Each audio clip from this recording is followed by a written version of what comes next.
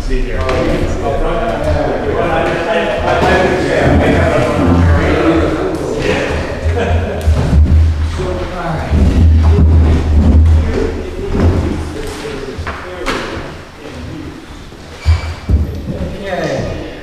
Apologize for the delay.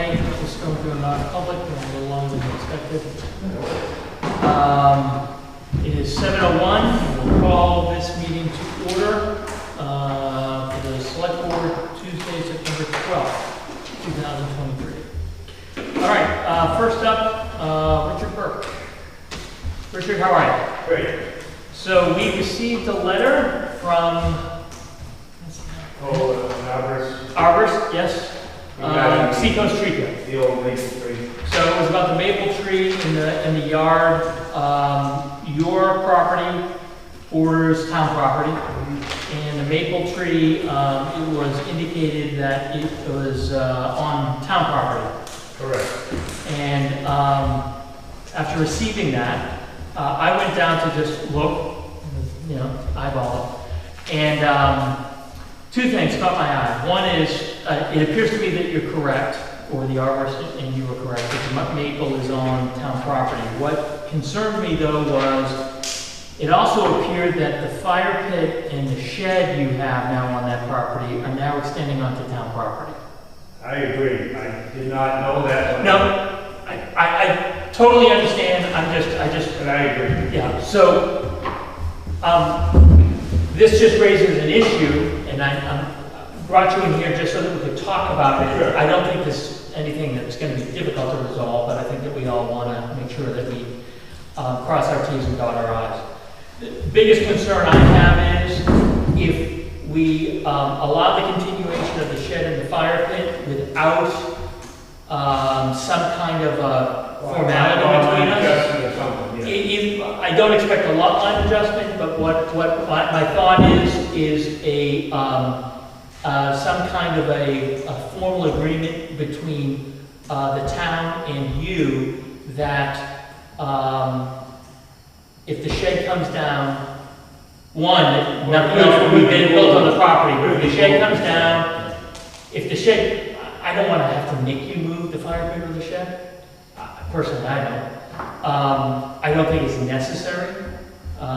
You're certainly upkeeping the portion of the town property and mowing it and everything else, and I don't have a problem with that. But if the shed comes down by you or anybody else who ends up buying that property, they can't put it back, is the point. And same with the fire pit. If the fire pit is moved or if it no longer exists, they can't build something else there. They can't add to the existing fire pit, etc. That's my concern, and I wanted to come in here and talk about this, and certainly have the other board members ask questions or raise issues here, but that, for me, is the reason why I thought it was important for you to come. Yeah, I didn't know if we were going to talk about anything else, but I'm proposing to put an addition onto my house. And that was one of the concerns, that tree was to fall and hit the addition. It would probably hit the house and probably hit a car, one of the cars. So, but I'm proposing to put an addition on, and because my family, well, actually, I'm thinking of renting the house and then building an addition for myself. Kind of like it would be like an in-law, one bedroom or two bedroom, and it's kind of like an apartment for myself. I have a site plan that's been surveyed. I don't know if this is the time to For the new construction that you're anticipating? Yes.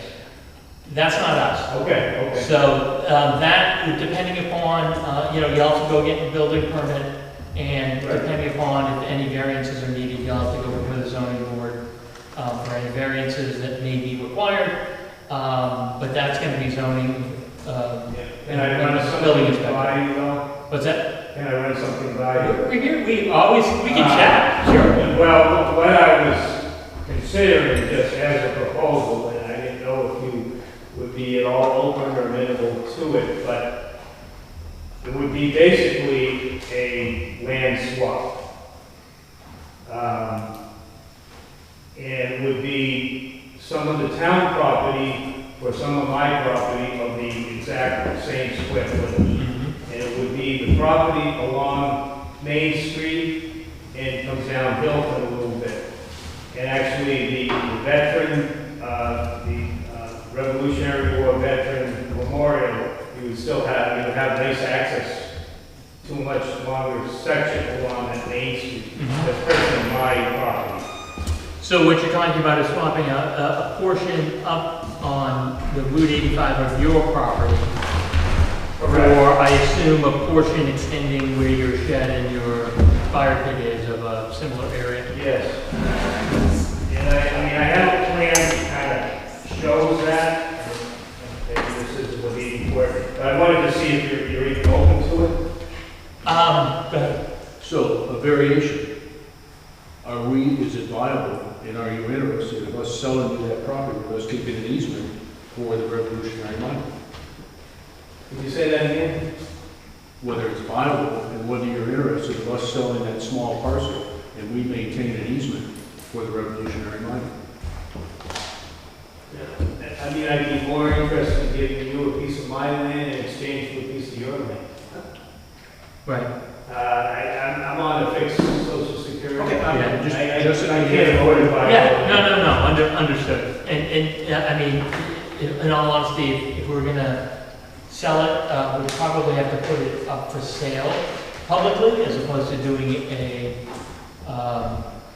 Understand. in one-off transaction. Can I just show you? Yeah, absolutely. Kind of what the proposal would be. The shed's another story where I can either move it or something, but right now on the table, I'm considering this, taking this land, which is the town, and that way, the issue is setbacks. Yep. So I would be able to build my addition off the back, which would be. Oh, I see where you're. That's what I want to do. Uh-huh. And then this would become owned by the town, which is presently owned by me, Mhm. maintained by me. So the town would have all of this, Yep. and I would take that so that I could have, maintain the setbacks. Mhm. And I could move the shed, or I could even Adjust it. adjust this line even further this way to take some more of this space. I see. I just want to see it Yeah. open to me. I don't know specifically what the process would be for something like that. My guess is it would end up having to be a warrant article before the town. Typically, when the town buys or disposes of property, and in this case, it would be one of each, it requires a vote of the town to do it. The board itself can't unilaterally acquire or sell town property. Yeah, I guess I was thinking, and I've been told by my surveyor and civil engineer and attorney, that it's really a lot line adjustment. But I know it's swapping property as well. Yeah, when it comes to the town, that's a good question. When it comes to the town itself, I would think that, because this property, unlike if you two were doing it, you could come in and both agree for a lot line adjustment. Sure. But the town, in essence, is a vote of the town to agree to any kind of change like that. I'll look at it and see if there's a way around that, given what you're talking about. But it may be that it would require a vote of the town, just to let you know. A warrant article? A warrant article for the vote of the town, yeah. And what's the procedure and timing on something like that? So it would if we were gonna do it, the warrants typically have to be written by January. The warrant article itself written by January, and the vote, it would go through the deliberative session in February, and then a town vote in March. So that's the timing of it. Yeah, that puts a real cramp. No, I understand. It's a process that, Right. like I said, I'll look into it and see if, as a lot line adjustment, it could be, shortened, but my gut tells me that it would require a warrant article. Yeah, because ideally, I was really hoping to build this fall and get the foundation slab before the cold weather. I mean, I have it laid out, surveyed. I have other options of putting it elsewhere, and I've already been talking to the building department. Mhm. I've read all the ordinances, zoning, and. Yeah, in terms of terms of those approvals, again, it's the building inspector and the zoning board you'll have to work through for that. All right? Okay. Okay, so, timing wise, is there an immediate need for the tree to come down? I don't know what your. Well, I don't think it's immediate, but I think it's still a bit dangerous. Yep. Continually picking up pretty large branches. So. The reason I ask is, in terms of town budget and everything, we've done several tree removals this year that were unanticipated. Large one down by, the corner of the Hilton lot. Just looking at the budget numbers, maybe we can squeeze it in towards the end of the year. If not, we could try to do it early next year. If And I that's, think it was something like $1,000 to take it down by a company. Yeah. Okay. Other questions you guys have? No? I'm good. All right. I'm gonna get that back to you. Okay. And I assume you want that. And then I'll do some follow-up on the options. I'll get back to you to see if there's any way to short circuit that. Or if not, you'll have to figure out what you may want to do in terms of leaving. Okay. Should I follow up, or will you get back in? I'll get right back to you probably either by the end of this week or early next week. Okay. Okay. You need a phone number or anything? Do we have your email? I think you do, but I'm not certain. Why don't you shoot them to me? I'll just keep it.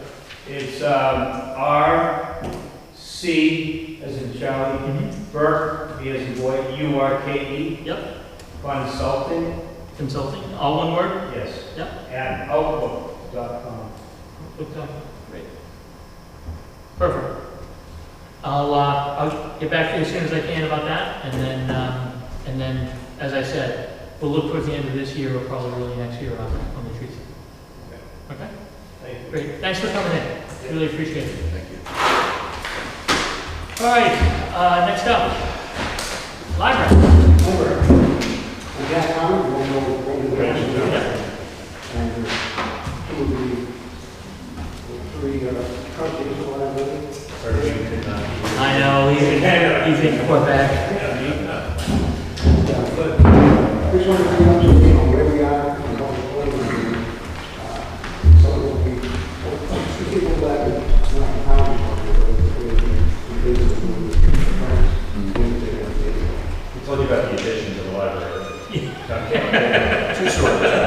Three, Oh, three stories.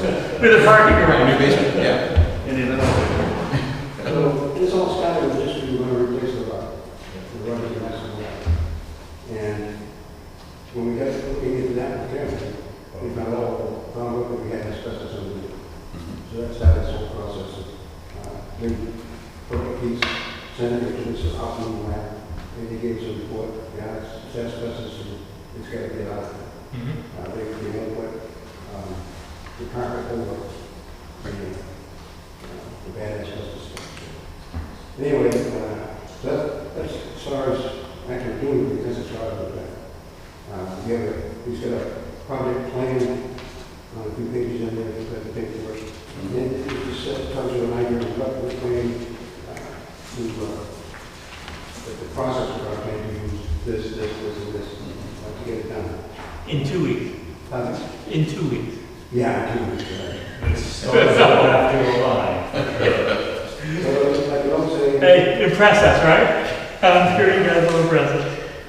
we're looking at doing the work at the beginning of the new year, and that's mainly because of the long lead time for furniture. Yep. You know, we're looking at, we've had two different consultants in for furniture and library arrangements, and as long as we have to break everything out, we want to do some painting and put the furniture, and then maybe make the stacks a little better.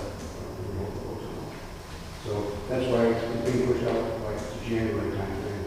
And it's usually a downtime for the library. As long as that's it looks like it's been down for 3 weeks or a month. Yeah, the majority of this is going to be covered by the Friends of the Library, with the exception of the abatement for the asbestos.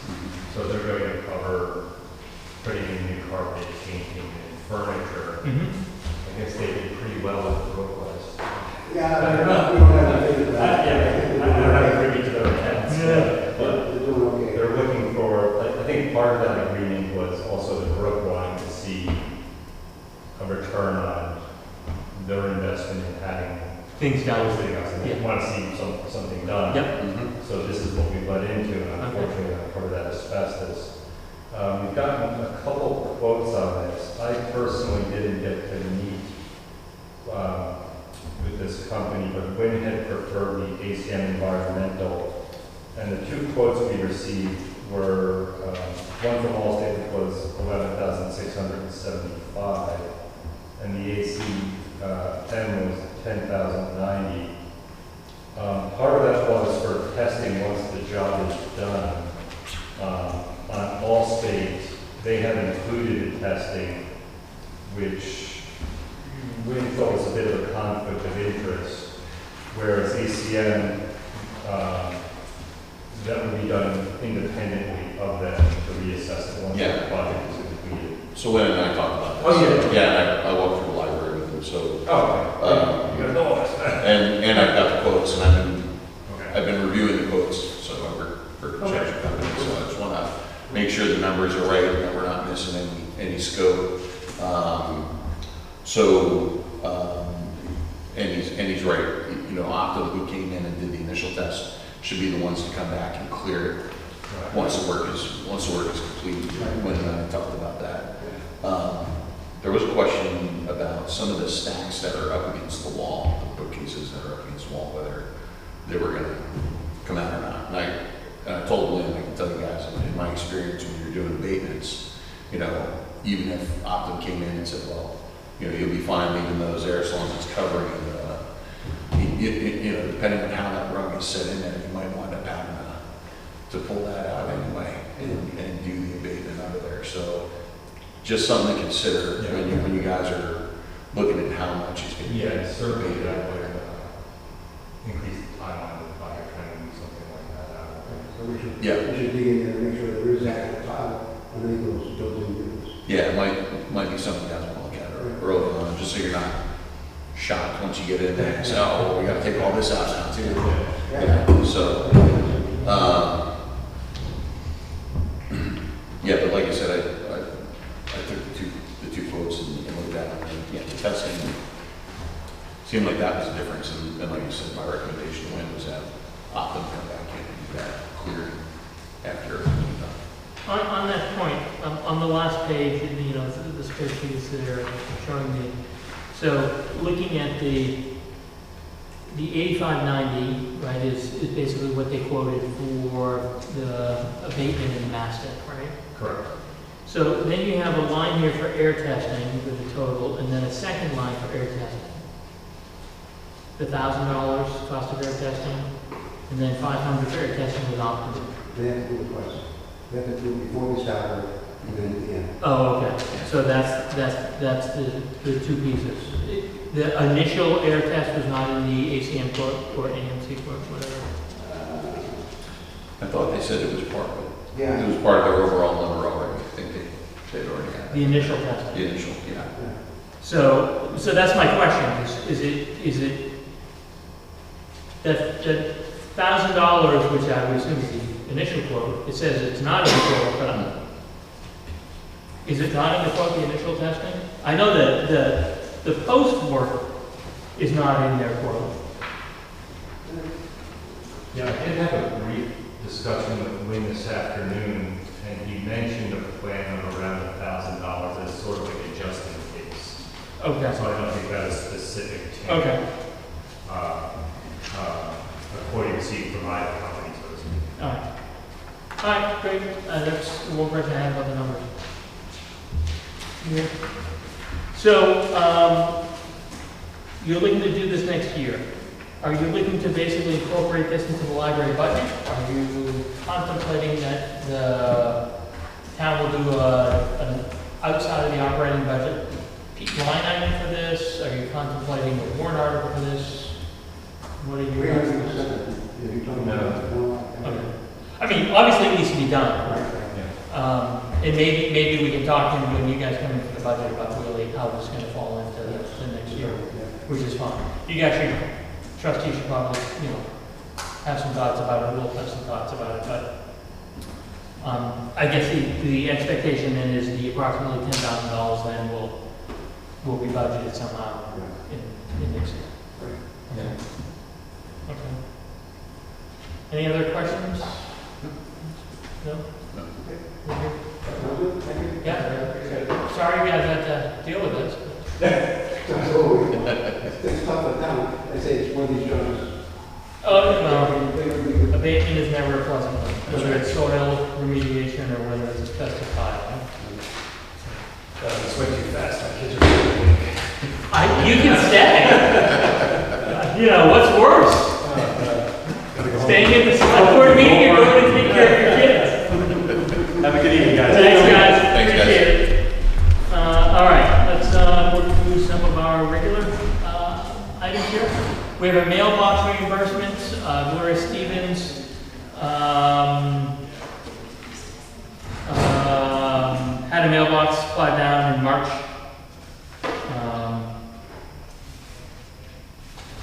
Would like is requesting a $50 reimbursement.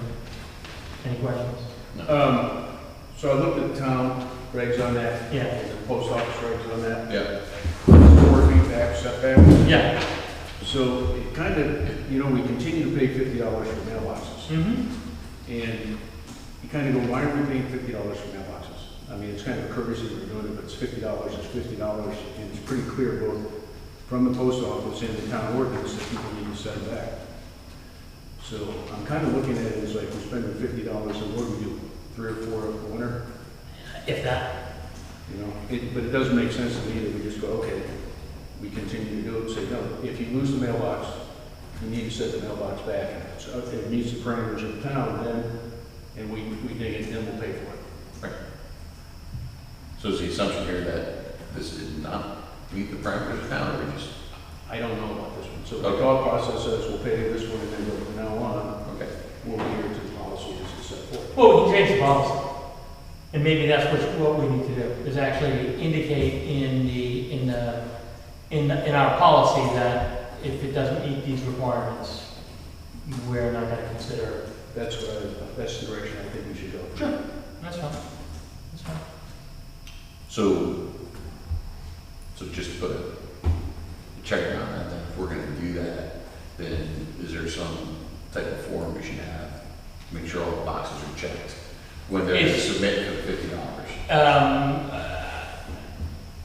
I mean, we can formalize it like that, and, it may be that we just require them to come in with evidence that this was beyond the 4 feet. So that, yeah, Put the burden on them in terms of. that's kind of my point, because if they just come in and say, oh yeah, it was a very. No. But what I'm saying, I think what Hobie's saying is that we put in the policy language that they're required to actually provide the documentation to show that this was. The face of the mailbox Yeah. is 4 feet from the edge of the Exactly. of the road. So I have a problem. how would somebody approve that? You'll have to come in with measurements and, Picture of the road. visual evidence. Yeah. Okay. You mean photographic? Yeah. That's, as I'm sitting here, I'm thinking Yeah, photograph. it, Doesn't have a scale on it. 30, yeah, well, I'm sorry, they can stand there with a tape measure and somebody can photograph it. It's, Or just put I, tape measure on the deck and take a picture of it. Yeah. To the base of the post. yeah, exactly. So that's what I'm saying, I mean, just that little bit in there, just to let people know. If So you're that gonna you put in know- for 50, Yeah. we You need- yeah, we we need to need- have a picture with the tape measure. Yeah. So how do we do that now? We just have to change to the policy, we'll have a vote on an updated policy when we have it written out. Okay. Okay. It's really easy. I mean, that's a town policy issue. Okay, so you want me to draft that up? Oh, yeah, that'd be great. That'd be great. In the meantime, I will make a motion to approve the Gloria Stevens under the existing requirements for the $50. I'll second. Second by Hobie, all in favor? Aye. Aye? Great. So we won't impose an ex post facto on anybody. All right, great. GRVL cycling. Let's see. What is the GRVL cycling? That's yours. We have bike race, I think it's coming up in the next. Do we have documentation on that? I thought I had, Something. I didn't see any. Is this a race coming through town? This is Yes. something that is apparently an annual, Yep. Where are they going? well, they start at, over at the industrial park over in Stratton, over by Lent, Chocolate, and I believe they have different phases, 50 mile, 100, 50, 200. I believe it comes through 87, 85 through Exeter, and Okay. back. It's something that's probably a more common thing Okay. on weekends here, so the same. But it's just going on the main roads. Pretty much. Yes. Great. They did provide the certificate of insurance that they had, our one, so. That's the other question I was gonna have. Here in town, so. Great. Any questions? I'll make a motion to approve the GRDL cycling request to go through the town of Newfields. Second. All in favor? Aye. All right, next up, Gerard's map 21121. So, Gerard's on the property out, that has the access to the Piscasset Greenway. In doing some research, they noted that there was a you can probably see on the pink portion of the map. Yep. Our tax is map 211 lot 21. Our tax maps, that lot though extends across to the hashed area on the railroad, Yep. this section. It extends across there. We currently have that smaller portion labeled as a different lot, even though it actually was conveyed as a portion of 21121. Yeah. So it was labeled differently. What they are requesting is that our tax maps going forward will properly reflect that portion is actually part of 211 lot, map 211 lot 2.1. Okay. Because right now it's showing a different designation on it. That is the request. Any questions about that?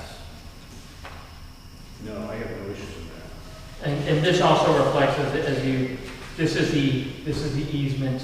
It would properly reflect the language in the easement and match to that as well. So.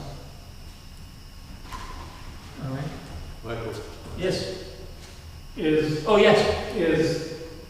When you say on the other side, are you referring to lot 1.1? Are you saying that 2.1 is actually part of 1.1? No. So 2.1 is the one north of the tracks. Yeah. And the small, which was referred to as Area A, and I think that's the 1.1 you're referring to, that was actually part of 2.1. But because it was labeled as Area A in the easement language, it received a different designation. So going forward, 1.1 Will actually be properly referred to as part of 2.1. Okay. That was my question. Yeah. It's not in the butter. Yes, you're just to the other side of that area. Yeah, so that would properly reflect that that's not a separate lot, but that's actually Okay. part of 2.1. All right. Okay? Perfect. Thank you. Yep. Any other questions about this? No. I will make a motion to have our tax maps corrected to reflect the designation of the portion of map 211 lot 2.1 on the south side of the railroad tracks as part of the north. Second by Hobie, all in favor? Aye. Aye, great, thank you. For that. Just as a side note, you probably, there's some information here, it was attached. Oh, right. This is actually some information dealing with what we'll take up. Did you guys have a chance to look at this? I'm going to move to the fristless abatement because it's the Gerard's provided information that actually it addresses to the fristless lot. They provided this today. Mm-hmm. So let me jump to the fristless abatement that we took up last time. What this documentation indicates is that, and this kind of confirms what the planning board had gone through, was that the intention was that the Chrysalis lot that was conveyed was going to be buildable, but it would receive its frontage from the construction of a hammerhead that would create the 200 feet frontage that was necessary. Right. That hammerhead was never built, which is why that property doesn't have the frontage that allows it to be a buildable lot. Which, you know, this goes to, the intention was it would be buildable, and I think the assumption was on a assessment basis that it was a buildable lot, but it never became a buildable lot because the hammerhead was never done. And because it was designated buildable, it was just assumed buildable on a go-forward basis in terms of the assessments. This explains exactly why it was assumed to be buildable, and because that hammerhead wasn't built, why it did not become a buildable lot. So, with that, you know, that's actually good background for us to have as part of this discussion. So, I had a motion that was on the table, and we left on the table from last meeting. I would like to ask you about that one. Yeah, I'm ready. How did you come up, and I know the duration of it, but what was the genesis for that number? It was, at this point, it's more of a individual assessment of what might be fair to both the taxpayers in town, who has to pay the abatement, as well as to the Chrysalises, recognizing that there were a lot of mistakes made on a lot of parties' behalfs, including the town and our assessor, in categorizing that as a buildable lot, and that, you know, they've overpaid by something on the order of $36,000 over the years, and that while we can't, I don't think it would be fair to the taxpayers to abate the entire thing. I came up with a number. I thought 3 years was a fair number, approximately $6,000. So, nothing more, nothing less than that. There's no formal guidance on this. Gotcha. So I've had to go back and forth on this one quite a bit, trying to figure out a solution on it. One of the things is I went back and forth with Derek on it because we've had the assessor that's been on there since 2010, the same assessor. We had a separate assessor before that, and one of the conversation points that raised was if it had missed 1 year, 2 years, 3 years, you can see where that was, to me, would be a reasonable error. To have it missed from 2006 to 2022, it crossed my mind, would the assessor have any professional insurance that would mitigate the aspect of that cost? Derek's response to that was to the effect of, well, since the abatement is voluntary, then they probably wouldn't pay. And my counter to that was, so were I sitting in that situation and I thought the sum was insufficient, I could appeal to the court and then seek further reimbursement that way. So that was just one of the considerations. Is there insurance available to the assessor? So it's riding in from January 2010. I think I would go half, Michael. My recommendation would go half. The town had the assessor responsibility and for the maintenance of the charts. It's a large number. It makes me wince and it makes me kind of go, ouch. That said, there's liability on the part of the homeowner for having that piece of property and not doing sufficient diligence and his due diligence to make sure that transpired when it happened. Mm-hmm. These things just fall through the crack, I understand that, but I agree with you that the town should not be liable for the whole excessive tax payment that was really not due. So my next question on that, just considering the discussion on that, is it viable to do is it more beneficial to do a one-time payout, or could we split it up over a number of years, or could we mitigate their tax burden in future years until which time we hit an agreed upon on it? I don't think we can mitigate. I don't think we can. So just say you don't have the tax due for the extra. Yeah, no, I don't think that we can do that because I think there would be, and I don't know for sure, but I think there would be a problem with us minimizing somebody's tax burden against everybody else in town. Even though we had a debt that we agreed upon a certain amount, and it's just another way of paying them, so to speak. Yeah, I think it's more yeah, lowering their tax burden, I don't think, I think that is not allowable in that sense. An abatement happens for a specific reason, but what we're not talking about, what you're not talking about is really an abatement.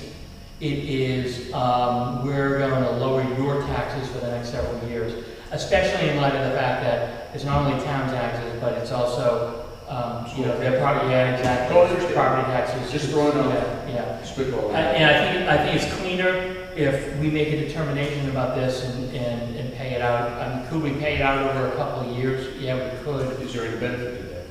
Not a huge one. I mean, I don't think there's a huge one. I think it would make sense for us to make a payment and get this off the table. You know, you're talking about, would also probably have to carry it as an additional liability, the accounting and the auditing for that. Not that it would be difficult, but the headaches of dealing with our auditors. Just throwing out. Yeah, no, again, possible ideas, but again, I think if we're gonna do this, I think it just makes more sense to, you know, rip the Band-Aid off. Wash your hands. Yes. Get it done, you know. Mike? So my assessment was a little simpler. You know, I felt that there were three parties involved: the town, the assessor, and the owner, and felt like the town should at least cover a third of the costs. You know, and then you're in at the assessor if there's no avenue And he's in for money. town. Yeah, so, He's a contractor. Well, he's a contractor, but he Yeah. still represents the town. but if there's no avenue for getting your money back from the assessor, you know, then maybe half is the right number, but I just felt the number that was presented last time was a little low. I felt that a third would cover the town piece of it if that owner had an avenue to go down with the assessor. Mhm. So that was my thought. So I mean, at a minimum, I'm thinking a third of the overall. Okay, great. We have $3,600. I will note that I. So, I'm in the middle. No, I think the other mic is in the middle. Yeah. I'll just say, I will have a real hard time going to 12,000. I get the rationale here, and you know, exactly who's at fault, who's the majority of fault. I mean, for me, that is an open, debatable argument that will never come clean. And again, if we can't settle on a number, we can't settle on a number, and that's fine. But I would have a hard time doing $12,000 abatement, especially in the current budget situation that this town is in. I would just offer, and I can appreciate that, but I'd offer, we've picked up $37,000 in taxes that this gentleman did not owe Yep. to the town. No doubt. And for us to just go, okay, we'll give you, say, your worst case scenario, 10,000, so we've still taken 20,000 out of his, 26,000 out of his pocket for, which he has some liability for, but the town has been enriched by an error committed by the town, at least half the liability. And I understand the budget's in there and stuff, but it just seems to me there's not dirty hands, but there's errors and mistakes on both sides, and I think it should be shared. No doubt. But again, let's be clear. The town's under no responsibility to do any of this. And to clarify here, there's oversight on a variety of parties, but at the end of the day, under state law, we're not required to do anything, nor are we actually have any liability here. There is no liability here. Oh, and that's clear from the statute. I understand. Yeah. There's no liability. It is more of a question of what do we think is this is a fair and just argument. It is not a real legal argument here. And so, again, I think it's a matter of opinion, given everything that's going on what that number should be.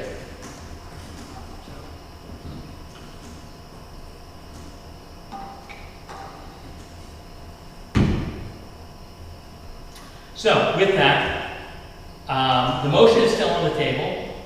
I'll ask if anybody wants to second it. If not, then we'll see if there's another motion. Nobody wants to second it? No. All right, then that dies. Okay. Any other motion on this?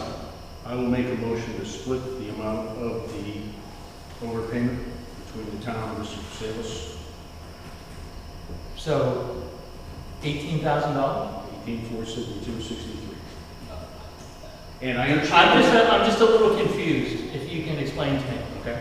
You were just arguing that the 6,000 was too high, and that you wanted to do 3,000. Huh? No, Huh? Weren't you just arguing that it should be half of the 6,000? no. Half Half the the overall. Okay, so you're now going to 18,000? That's what I Okay. referenced. All right, there's a motion on the table. Is there a second? All right, no second. You want to give it a shot? Yeah, I'll make a motion to cover a third of the cost of the overall overpayment. Okay. Motion is on the table. Is there a second? Give me a number, brother. You just take the bottom line, 36,000 divided by 3.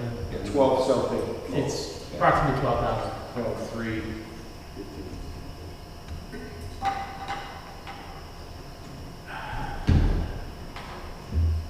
I'll second that. Second from Hobie. All in favor, say aye. Aye. I am opposed. All right, thank you. Lily Lane. So there is a warranty deed here from CMGC Building Corp. This is for Lily Lane. The road has been completed, and this would convey to the town the road along with a small parcel to the east of the road of approximately 0.12 acres, lot 12.5, to the town. Checked with our road agent. He has no problem with the road being conveyed. If there's any condition for the town to accept. Obviously, this is the deed itself. Any questions, comments? Nope. All right, I'll make a motion to accept the warranty deed from CMGC for the Lily Lane and the parcel that will be conveyed under the warranty deed. Second. A second from Mike. Okay. All in favor, say aye. Aye. Aye. Anybody opposed? No? Great. We'll affect that deed then.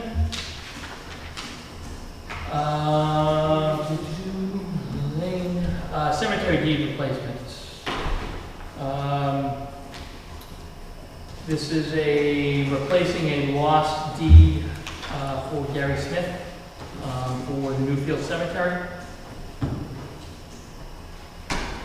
I assume this is being conveyed from the cemetery trustees? Yes. Great. Any questions?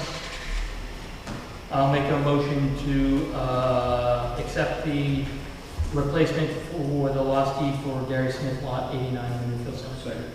Second by Hobie, all in favor? Aye. Aye.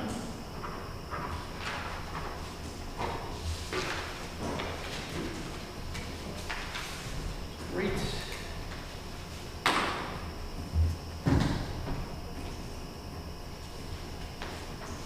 Thank you. We have an application for a veterans tax credit. You guys should have the paperwork there, if you want to take a quick look at that.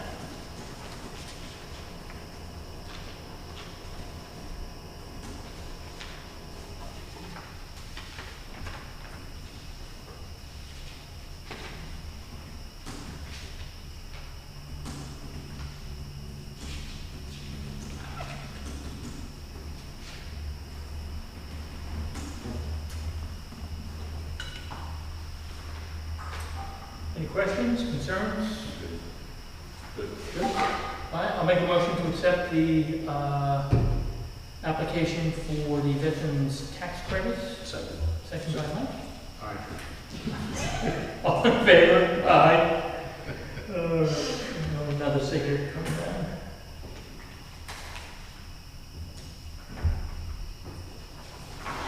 Today is the 12th? Yes. Great. All right, cover some other outstanding items, oil bids. So we received 2 bids, one from Palmer Gas at $3.29 a gallon, and another from Crew at $3.55 a gallon.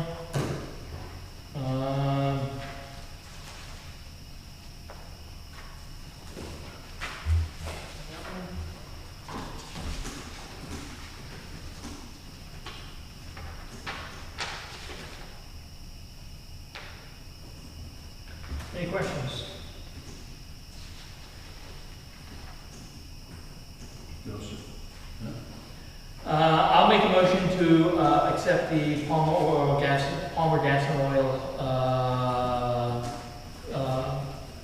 bid for providing the town What was with the rate? $3.29. Second. For approximately 3,600 gallons. Second by Hobie, all in favor? All right. Aye. Great, got that one done. Keep it moving. Oh, thank you. What's the Maxfield compensation? I don't recall. That was mine. Yes, On building inspection for Vernon Family Farm. yes. Because of the facts of the case, I do not in any way, shape, or form see it's appropriate if there be any town funds contributing to Maxfield's compensation. And I wanted to ensure that that was on the record, that we, because we had talked about that, Mhm. that, ensure the board is in line with that. Again, my assumption was that that's how it's being done. I'll reach out to the building inspector and just make sure that, Because it was referenced that the building inspector was willing to share half his fee Yep. with Maxfield. I'll check in with him about how the compensation is being made. Okay, but I don't believe it's appropriate that one down dollar goes to Yep. the compensation. Understood. So will that be in writing somewhere, Mike, that we can get that, so it can't come back and bite us? Writing how? Make a motion or what, by the board or whatever, Oh, you want to make a motion that we instruct the building inspector that no town funds should be used? Yeah. Motion on the table? Second. Second by? All in favor? Aye. Great. Great. And then, VFF signage and notice, anything new on that? I know that you were spearheading that.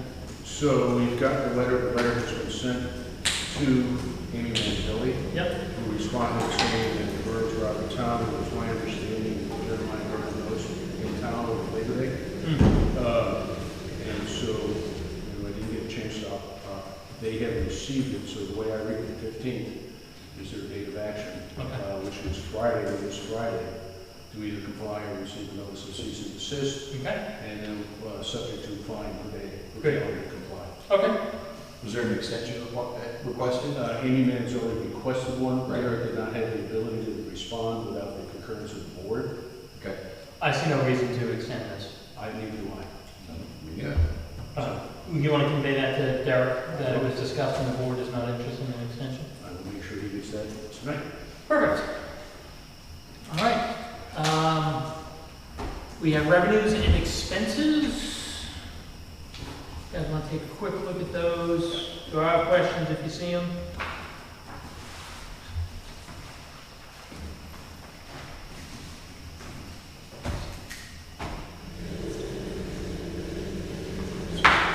August. August was 2/3, so 3 was 7. Still a little behind on motor vehicles. Actually, no. That's why I was just doing the math. So this is through August 31st, which is 2/3 of the year. If you prorate that to a complete year, we'll actually be ahead by 30. Now, I'd be willing to bet car sales are slowing down, so we'll probably be in the ballpark.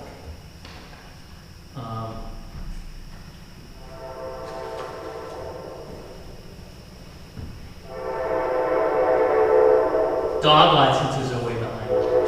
Yes.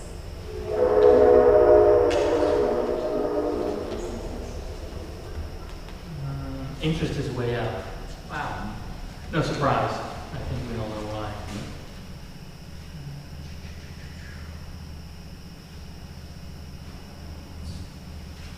Cycle and solid waste is on track.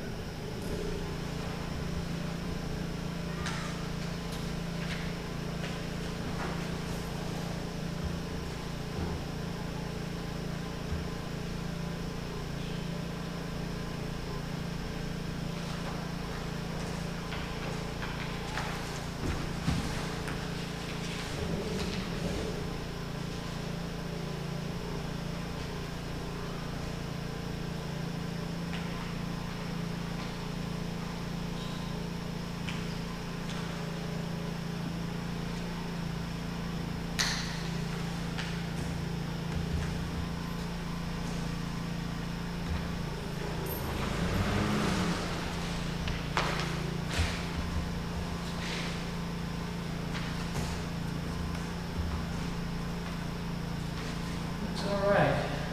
Any questions, comments? No, sir.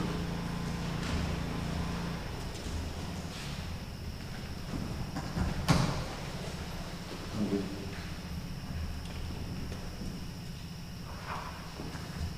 All right.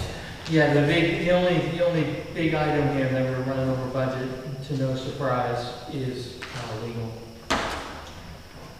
That's just the way it is. This year. Question was brought up at the last meeting on the legal fees we spent on BFF. And it's almost in its entirety, Yeah.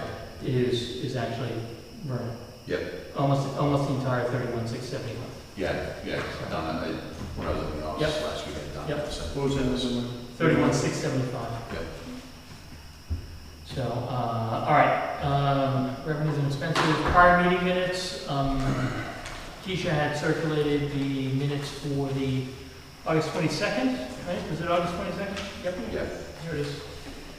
Any questions, comments, changes necessary? I did not have a chance to get to those. You want to take a quick We one? can take 2 minutes. Yeah, take 2 minutes, absolutely.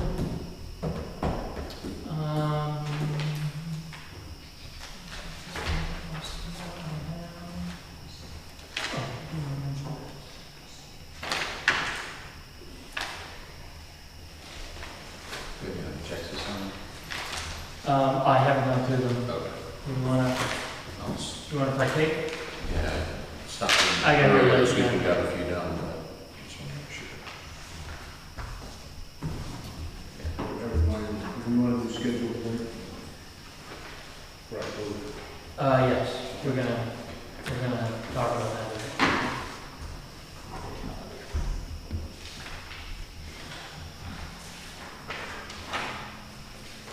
And Stonewall River agreement has been forwarded, it's also, and Rockcrest took care of their sign. Yep, I Yeah. noticed that. Yeah, like the same day. Again, seems to be very responsive. Interesting.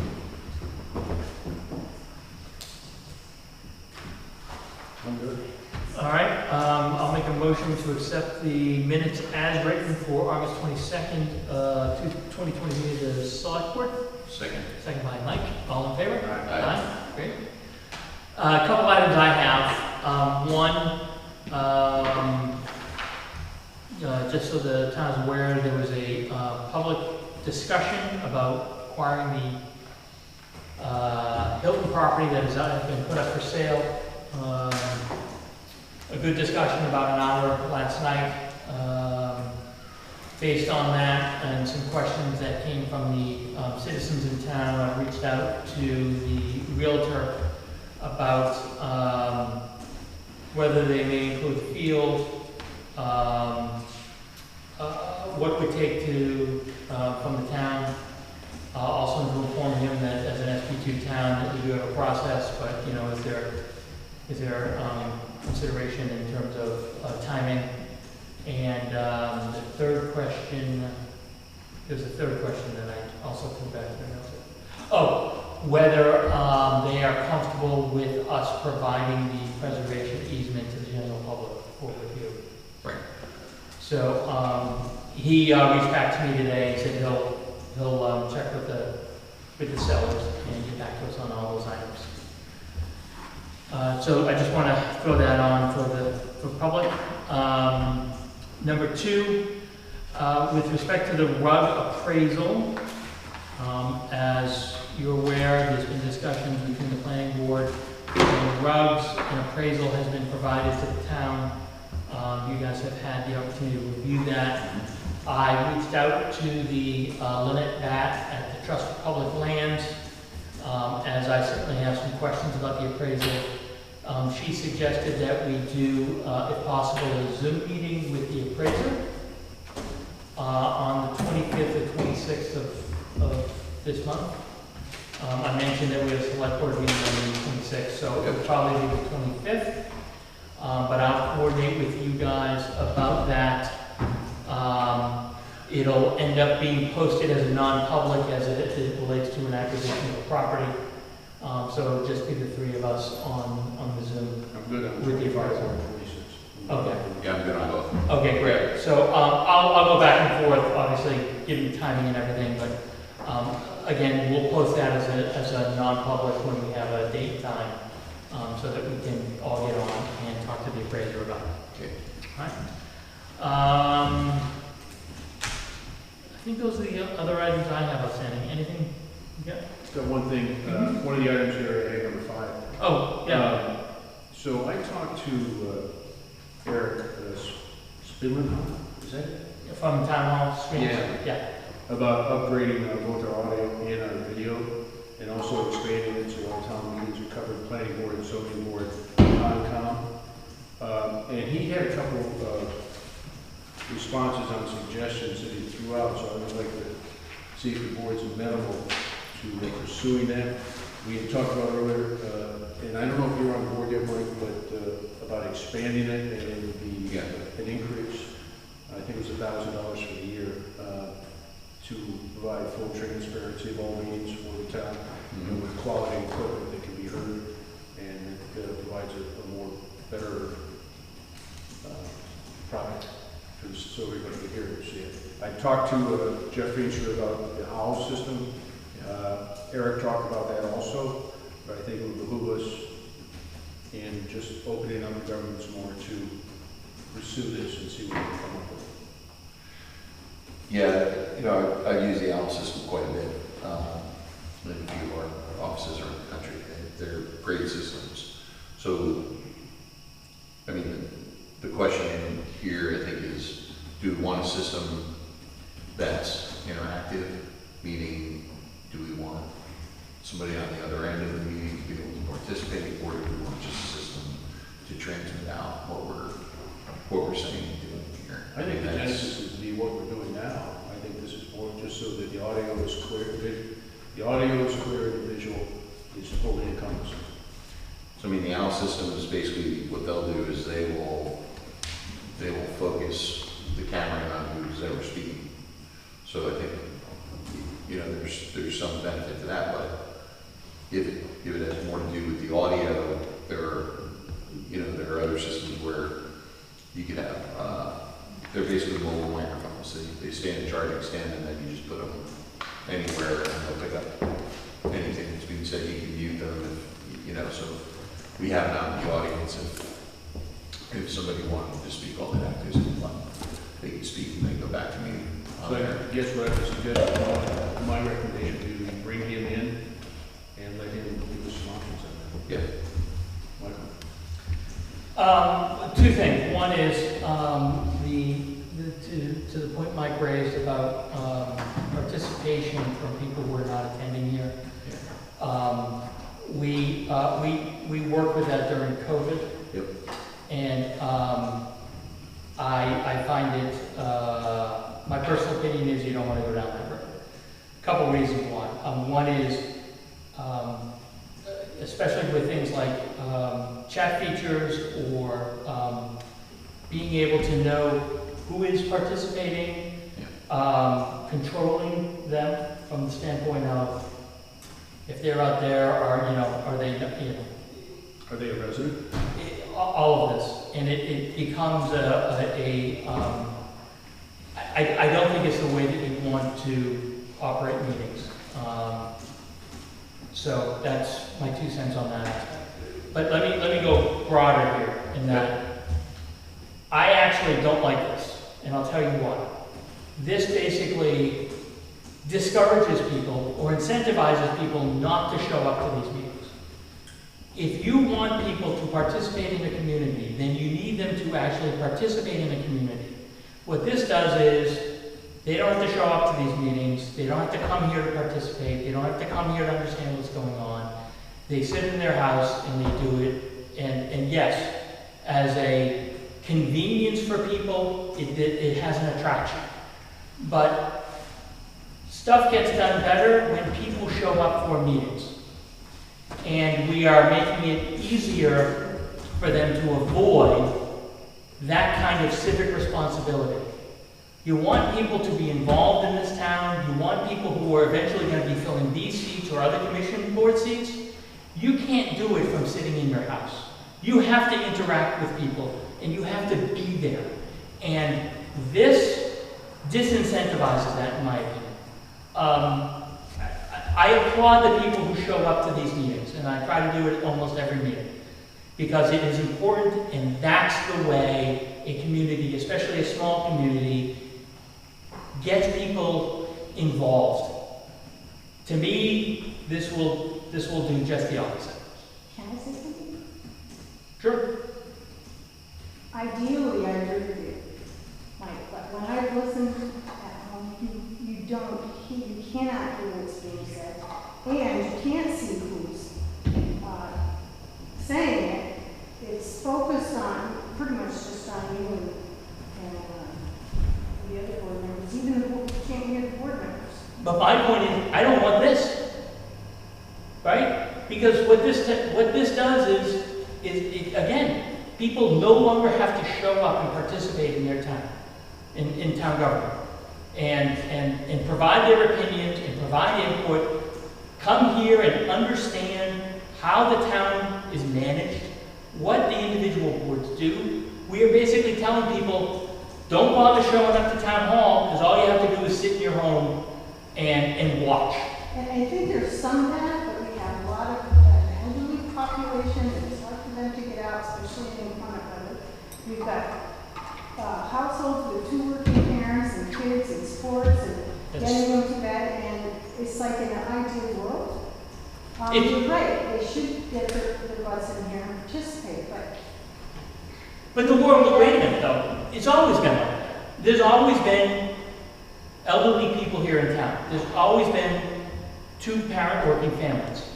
And yet, it's far easier now to travel and get around and do things today than it was 20, 30, 50, 70 years ago. And yet participation has declined. And my point is, I think part of that is people will sit at home because they don't have to show up. It is I don't have to show up to just, tune in. And to me, that's where you get the breakdown in people actually feeling they're part of a community, right? I don't like this. Now I know it's a difference of opinion. It's probably not a popular one, but I think there is a broader issue that actually we see before our very eyes. Nobody participates anymore, and I think that's a problem. Yes? So, Michael, one of the meetings that I was at, that I was the only person in. There's been a couple of those. Yeah. The problem is there wasn't even someone doing meeting minutes at that meeting. And things were said that really shouldn't have been said and were very disrespectful. And one of your board members was treated very disrespectfully. And without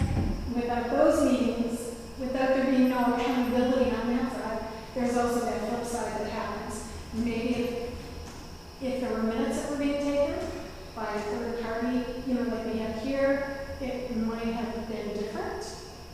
And I would hope it would be different, because there were things that were very acceptable in that meeting. I don't dispute that. I would also, again, my opinion here, if more people showed up to these meetings, there'd be far less instances of that, because it gets a lot harder Absolutely. when you're doing it before 20 people in town Agreed. than if you're doing it in front of one, right? But there should still be some accountability in case people don't show. Well, and again, we do have minutes, we do take minutes, you know, maybe in some instances we need to be more diligent about that. But from my perspective, this just incentivizes people not to show up. And I don't like that. I prefer people actually be here. I don't think if you took this down, that you could find people coming. Maybe not. That's just a time limit. Maybe not. But to me, that's an excuse for people not to show up.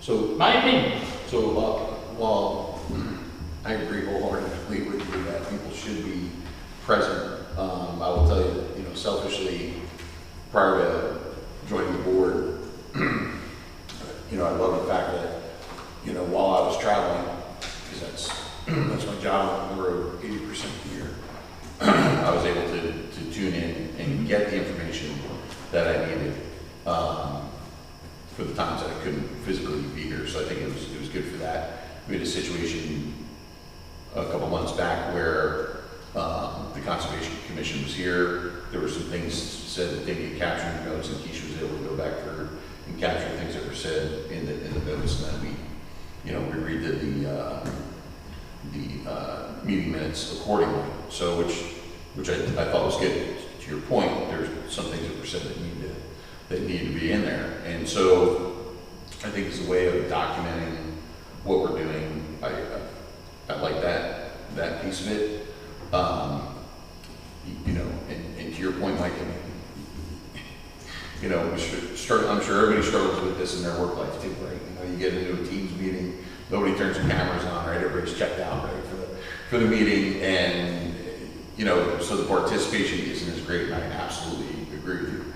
Can we get away from it is the broader question, right? I mean, it's here, and so, and you know, how do you deal with it? So I think that from a documentation standpoint, this is good. And our problem. Yeah. Yep. I think it's good to have that. To me, that's the utility of this. Yeah.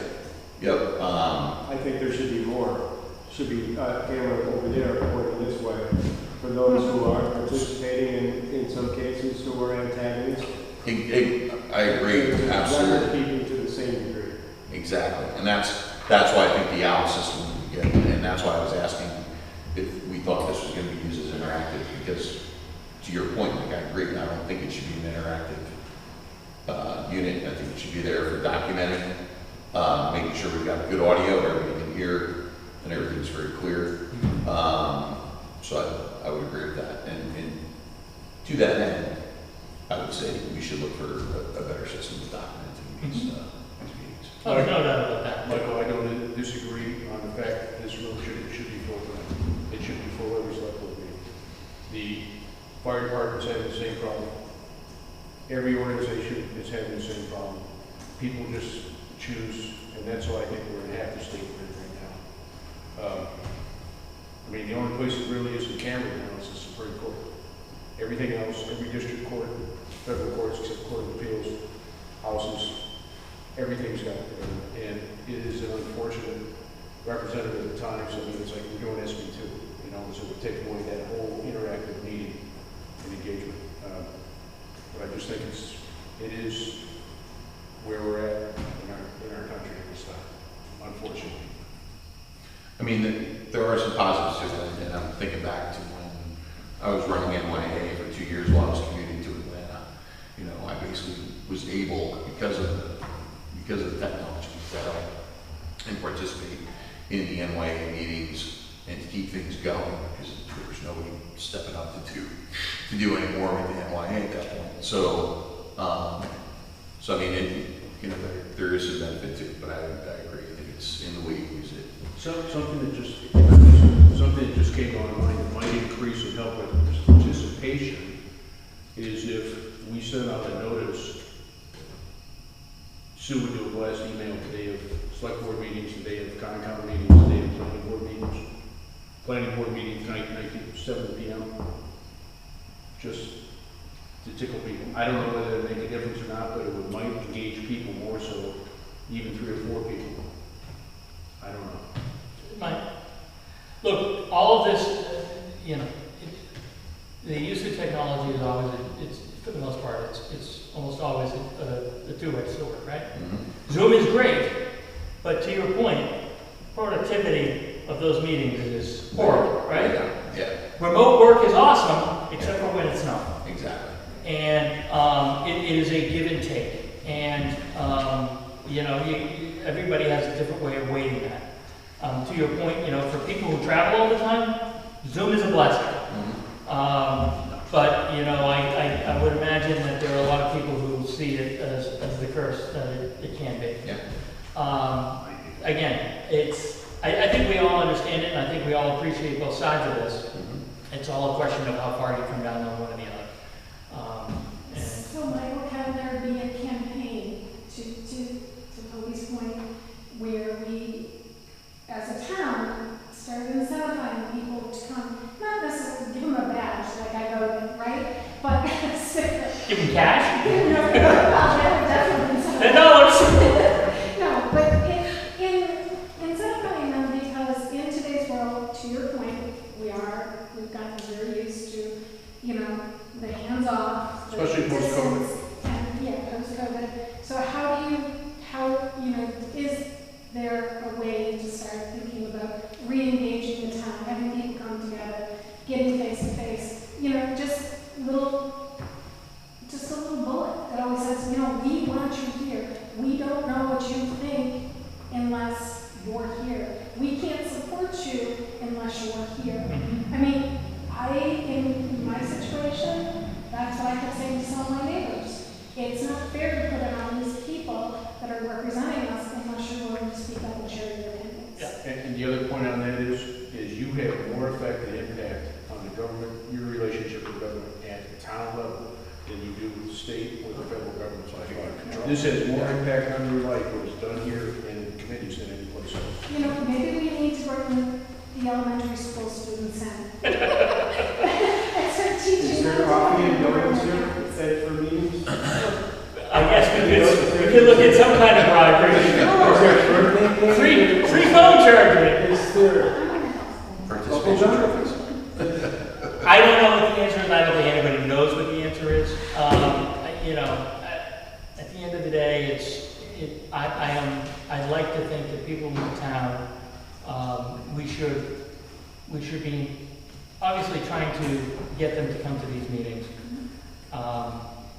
Exactly how, I'm not sure what the answer is. I think in general, people want to do the right thing. And I think post-COVID, people have forgotten a lot about those things that they should be doing.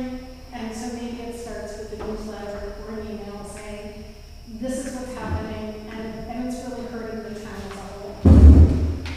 Well, they usually show up when something goes When it affects sideways. you. Maybe what I should do is basically do something really crazy. And they'll have to show up to address it. No.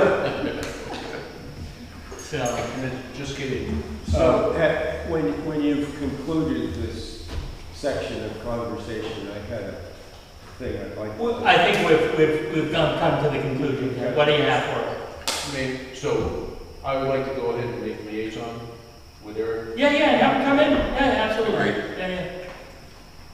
I presume it'll be along one of our meetings. Yeah. Okay, great.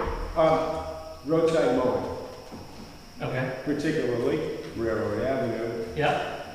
to the railroad's right of way. Hasn't been done in a couple of years, and I noticed the other day that there was some roadside mowing had been done on town roads. It's getting kind of so it's going to be a bigger job now because of poplar trees and so forth like that. In the past, sometimes they just run a mower down there and do what they could, but it's not really taking care of the problem to the right of way. I'll check with the road agent. Thank you. Yeah, I'll make an inquiry. Yep. Not a problem. Okay. And that's why we want you to show up. Because we wouldn't know. Do you hear that? That's what it's all about. All right, before we go, let's look at calendar for October. We also need to start making requests of all the departments. I'll do an email. I'll do an email making a request of the departments to start getting ready to come in for their budget. Okay, October. So we're meeting the 26th. 10th and 24th. 10th and 24th look to be the ones we have.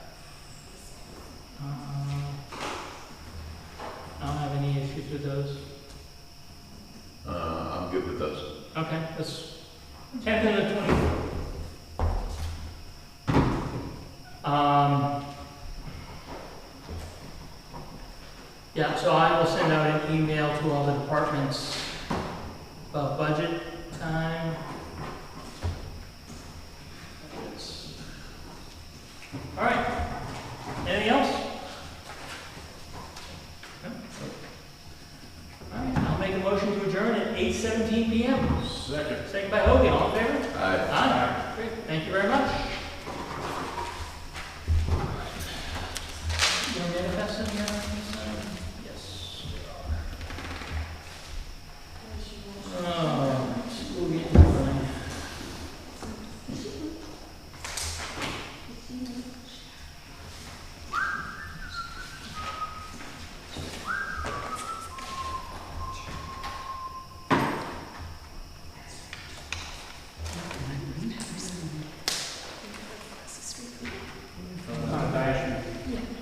You're in Palm Beach, The what? Right, this disappeared. The,